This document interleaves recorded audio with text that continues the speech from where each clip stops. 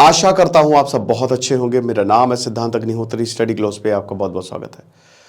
दोस्तों, ईरान ने फिर से पाकिस्तान के अंदर घुस के हमला कर दिया। गजब यार।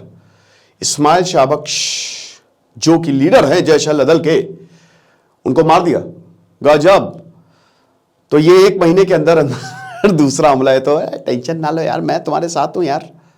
भले हम लोग सुबह लड़ाई कर रहे हैं, रात में बैठ के डिनर करेंगे, कोई नहीं, लेकिन अभी फिर से घुस के मार दिया। तो अब पाकिस्तान बड़ी टेंशन में होगा। बात करेंगे इस पूरे प्रकरण की, लेकिन उससे पहले दोस्तों, अब हमारा गोल्डन पीरियड जो है वो शुरू हो गया है।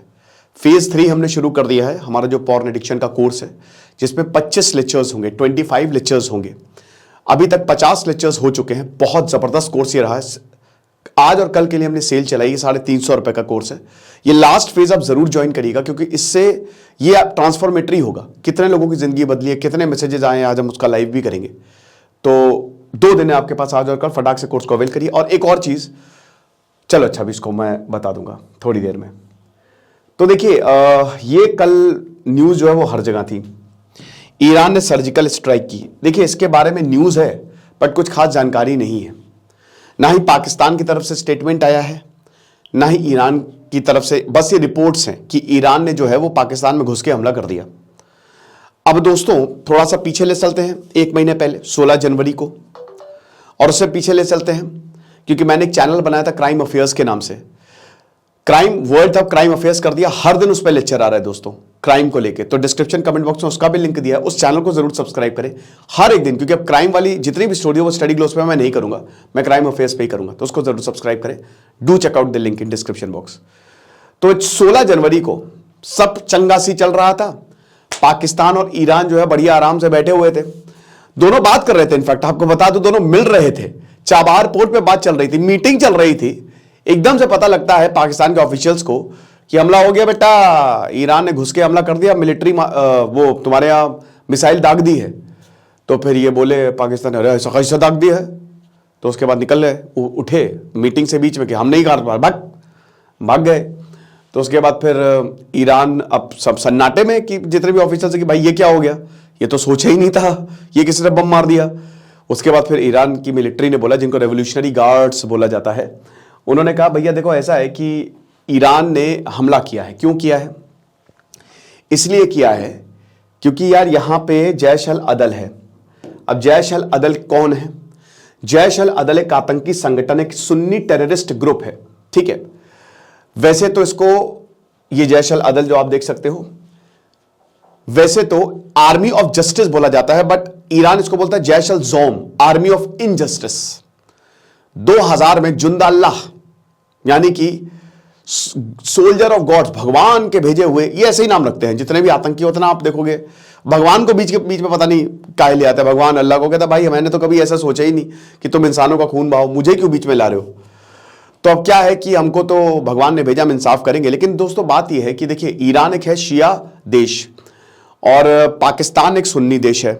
और ये टसल आज से नहीं, जब से इस्लाम आया है, पिछले 1400 सालों से ये टसल जो है वो चलती आ रही है। ये लड़ाई चलती आ रही है, देशों में भी लड़ाई चल रही है। अभी पूरे इस्लामिक वर्ल्ड के 3 लीडर्स की बात करें तो सबसे सऊदी अरेबिया इस समय है, क्योंकि एक तो अमेरिका का सपोर्ट है, तेल है उसके पास, पैसा है उसके पास, और मक्का मदीना है उसके पास। दूसरा ईरान कह रहा है कि बेटा तुम चलो यार, मुझे हमको मत बनाओ, ठीक है, हम हैं लीडर, क्योंकि हम पिछले 2000 साल से लीडर हैं, समझ रहे हो।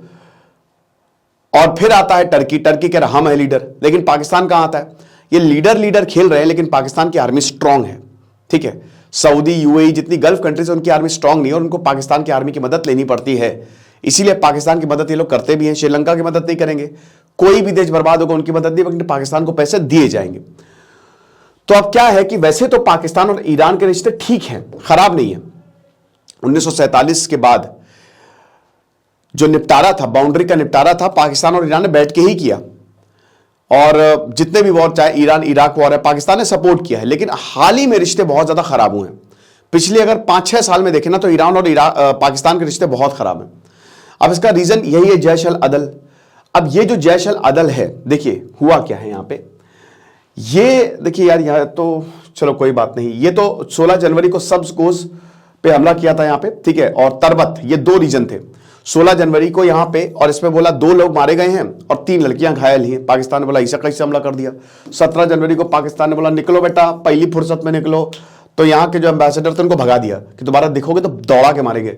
उसके बाद 18 जनवरी को पाकिस्तान ने बोला अरे हमारे ऊपर हमला हुआ यार, हम चुप बैठेंगे तो लोगों को क्या संदेश जाएगा, पूरी दुनिया को, हम इस गांव के, हम इस एरिया के सिंघम। तो बोला कि भैया ठीक है चलो कोई बात नहीं। तो पाकिस्तान ने भी हमला कर दिया। अब पाकिस्तान ने जब ईरान पे हमला किया तो ईरान ने बोला अरे बाप रे ये तो दिक्कत हो जाएगी, प्रॉब्लम हो सकती है, और एस्केलेट हो गया मामला तो बेकार में ज़्यादा जाने जाएंगी। तो फिर उसके बाद दोनों लोग बैठे, जो जिलानी अब्बास पाकिस्तान के फॉरेन मिनिस्टर अब नहीं है, और उसके बाद जो हुसैन अब्दुल्ला हैं ईरान के फॉरेन मिनिस्टर, दोनों आपस में बैठे, आपस में सुलह की, अनाउंसमेंट किया कि देखो हम एक दूसरे को नहीं मारेंगे। ये जो पूरा बलूचिस्तान वाला एरिया है ना, ये इधर ईरान पे सिस्तान बलूचिस्तान, और ये वाला बलूचिस्तान, ये 900 किलोमीटर का बॉर्डर है, ठीक है ना, ये आप जो देख रहे हो, और ये वाला, और इधर ईरान का जो सिस्तान बलूचिस्तान है। जैश अल अदल क्या करता है ना, जैश अल अदल एक सुन्नी ऑर्गेनाइजेशन है, ये घुसता है ईरान में, हमला करता है और वापस आ जाता है। तो ईरान बहुत परेशान कि यहाँ पे चाबार पोर्ट भी आपको पता ही है कि भैया यहाँ पे हम तुम्हारी तरह खलीहर नहीं है तुम्हारी तरह, हम यहाँ पे काम कर रहे हैं, हम अपनी इकोनॉमी पे फोकस कर रहे हैं, और तुमको आके लड़ाई खेलनी है, ऐसी बात है। तो बहुत टाइम से ईरान जो है वो बर्दाश्त कर रहा था। देखिए ईरान की प्रॉब्लम क्या, मैं आपको बताता हूं। ईरान की प्रॉब्लम ये है कि अमेरिका जो है वो ईरान को उठने नहीं दे रहा है, ठीक है, सारे सैंक्शंस लगाए हुए हैं। क्यों? क्योंकि जिस दिन ईरान के पास न्यूक्लियर पावर आ गई, उस दिन ईरान पूरी दुनिया की ईट से ईट बजा देगा। सबसे पहले अमेरिका की ईट से ईट बजाएगा कि तब भैया ऐसा है, भाड़ में जाओ, कुछ भी नहीं सुनेंगे, समझ रहे हो, हमसे ज्यादा ये सब हमको ना दिखाओ दादागिरी, हमारे पास अब हम भी तुम्हारे लेवल पे आ गए हैं, अब हम वो मुन्ना नहीं है जो लेवल करते थे, अब हम तुम्हारे लेवल पे आ गए हैं, समझ रहे हो। तो यहां पे ये ईरान के पास जिस दिन न्यूक्लियर, तो अमेरिका डरता है क्योंकि न्यूक्लियर पावर के पास न्यूक्लियर डेटरेंस, मतलब 2 देशों में अगर न्यूक्लियर बॉम्ब है तो दोनों बात करेंगे, इसीलिए भारत की बात पूरी दुनिया सुनती है। जैसा अमेरिका अभी ईरान के साथ कर रहा है वो भारत के साथ भी करता था। 1997 में इतनी सारी सैटेलाइट लगा दी थी। 1998 में हमने पोखरण टेस्ट किया, कैसे क्या ऑपरेशन शक्ति पे मैंने लेक्चर लिया है, देखिएगा आप जरूर। तो जब हमने न्यूक्लियर टेस्ट कर दिया, अमेरिका ने बहुत सैंक्शन लगा दिए, और उसके 2 हफ्ते बाद पाकिस्तान ने भी न्यूक्लियर टेस्ट कर लिया। अब कैसे किया? जब अमेरिका भारत को न्यूक्लियर टेस्ट नहीं करने दे रहा था तो पाकिस्तान को कैसे करने दिया? लेकिन उसे बोला पाकिस्तान तुम करो, कोई बात नहीं, बैलेंस ऑफ पावर होना चाहिए, वरना यहां पे भारत के पास ज्यादा ताकत आ जाएगी। तो भारत अब टेबल पे आ गया। भारत ने बोला भैया न्यूक्लियर टेस्ट है, न्यूक्लियर बॉम्ब है, लेकिन भारत ने बहुत बढ़िया तरीके से इसको हैंडल किया, ठीक है। एक तरफ जब पाकिस्तान कहता हमने न्यूक्लियर बॉम्ब जो है वो दिवाली के लिए नहीं रखे, भारत बहुत ही रिस्पॉन्सिबल स्टेट रहा है। अब यहां ईरान की बात करें तो ईरान भी यही कोशिश में है। अब देखिए ईरान में अभी पिछले 1 साल में बहुत हमले हुए हैं, ठीक है।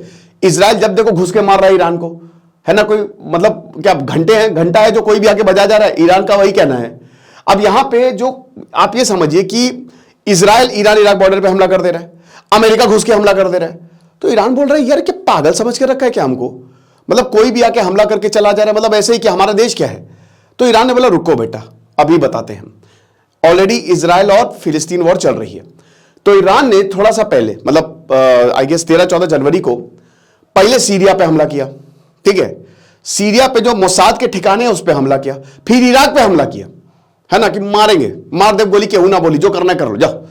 उसके बाद फिर 16 जनवरी को पाकिस्तान, क्योंकि जैश अल अदल ने हमला किया था कुछ ही दिन पहले, 11 पुलिस वाले मारे गए। उसके पहले एक जगह हमला किया था, 90 लोग मारे गए।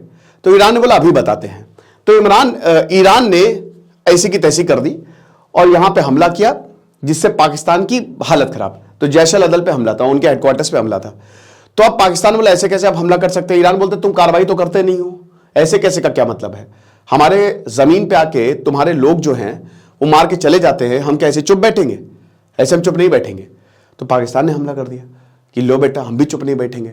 फिर इसके बाद ईरान को लगा कि यार देखो लड़ाई माफ करो, ये तो बहुत ज्यादा दिक्कत हो जाएगी तो बेटर यही है। ये देख सकते सीरिया इराक सब जगह हमला किया, ठीक है।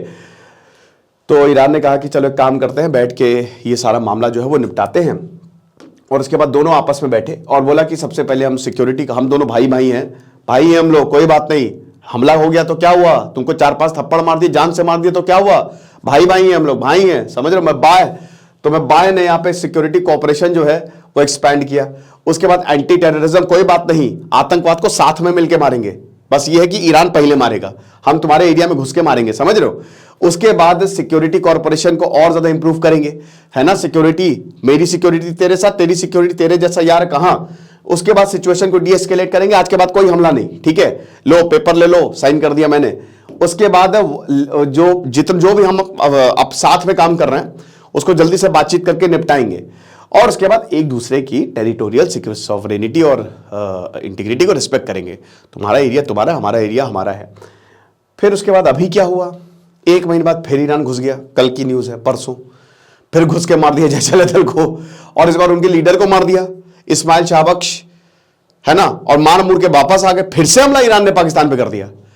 अब इसके 2-3 मतलब है। हो सकता है शायद पाकिस्तान ने खुद बोला हो कि भैया मार दो, कोई बात नहीं। माइट भी पॉसिबल कि ईरान ने बोला है कि भाई देखिए हम मारेंगे, फिर आप बोलोगे कि हम क्यों मार रहे हैं, तो इस बार हम बता के मार रहे हैं।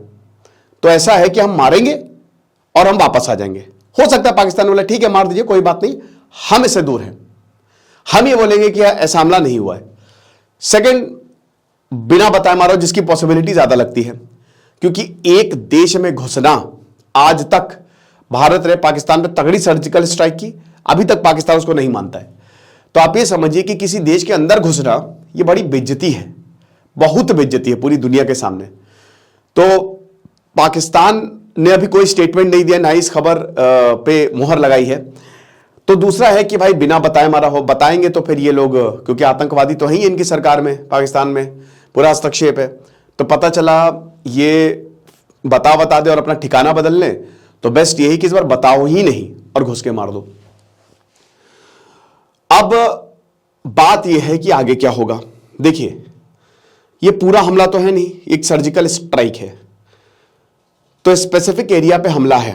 तो कई बार इतनी मतलब ऐसी चीजों को जाने दिया जाता है कि चलो छोड़ो कोई बात नहीं, हमला हुआ, हमको अभी और भी अपने काम देखने हैं, आतंकवादी थे, मर गए, कोई बात नहीं। लेकिन हो सकता है ये ईगो पे भी ले ले पाकिस्तान, कैसे कैसे हमला किया, और शायद और हमला कर दे, ईरान के अंदर हमला कर दे, कुछ भी हो सकता है। पिछली बार तो मिसाइल से हमला था, लेकिन इस बार जमीन से हमला है। अब इसका कंक्लूजन क्या निकलता है? कंक्लूजन ये निकलता है कि देखो ईरान और पाकिस्तान आगे जाके लड़ते ही रहेंगे, इनमें कुछ ठीक नहीं है। जब से जैशल अदल पे हमला हुआ है तो उनको ये पता चल गया कि भाई ये ईरान इस समय फ्रंट फुट पे बैटिंग कर रहा है, तो अगर फ्रंट फुट पे बैटिंग कर रहा है तो हम भी यॉर्कर मारेंगे। तो जैशल अदल ने हमले बढ़ा भी दिए हूं, ज्यादा मुस्तैदी दिखाई हो, इस वजह से और ज्यादा ईरान गुस्से में हो। तो ये पता है, अब इसका खामियाजा पाकिस्तान को भुगतना पड़ेगा। तो आगे आने वाले समय में ये हमले और तेज हो सकते हैं, क्योंकि ये इतनी बड़ी एग्रीमेंट साइन करने के बावजूद, इतना कुछ होने के बावजूद ईरान ने हमला कर दिया है। इसका मतलब उसका जो मन होगा वही करेगा, बात इतनी सी है। तो आई होप आप समझ गए होंगे, कोई दिक्कत नहीं है। बाकी आप हमारे कोर्स को जरूर अवेल करो, चैनल को जरूर सब्सक्राइब करें, डिस्क्रिप्शन कमेंट बॉक्स में लिंक है। Thank you so much.